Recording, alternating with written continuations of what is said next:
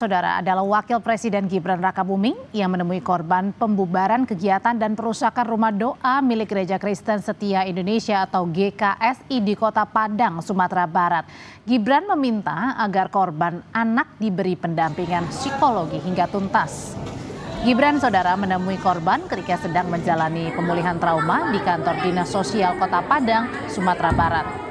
Kunjungan yang berlangsung sekitar 22 menit ini digelar secara tertutup di Aula Dinsos Padang. Wapres juga berpesan agar anak-anak yang mengalami luka fisik dalam insiden itu dapat segera ditangani.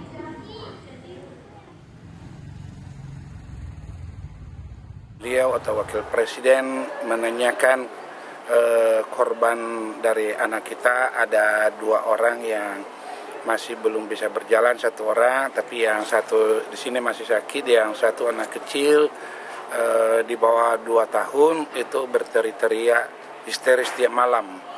Dan saya sudah sampaikan juga kepada beliau, tetapi beliau katakan untuk dibawa ke rumah sakit itu ketiga anak dan mungkin dibiayai oleh negara atau bagaimana sampai sehat, supaya anak yang kelas 1 SMP dan kelas 5 SD kembali sekolah seperti biasa walaupun mungkin pakai kursi roda.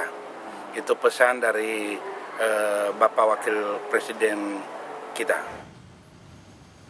Saudara, polisi sudah menangkap 9 orang yang diduga melakukan pembubaran paksa kegiatan rumah doa di Padang, Sumatera Barat.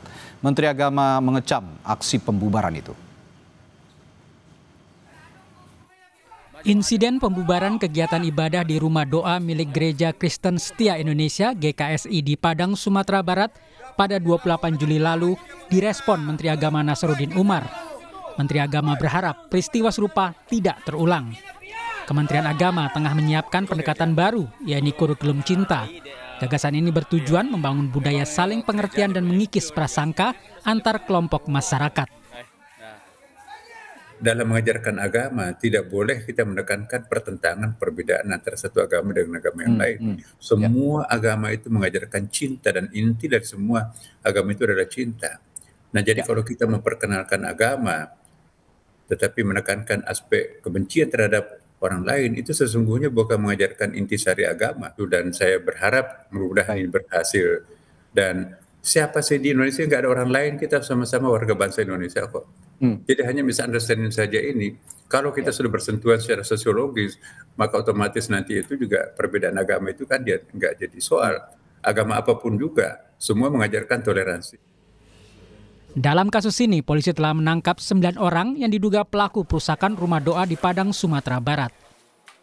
Mungkin tidak bisa menunjukkan izin dari pihak yang beribadah, dan ini menimbulkan suatu keributan.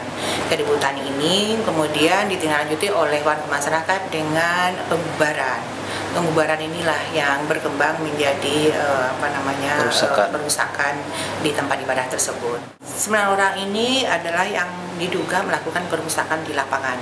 Dan saat ini dari 9 orang itu, informasi terakhir ada beberapa orang yang memang sebagai pelaku perusakan dan beberapa orang hanya ikut-ikutan.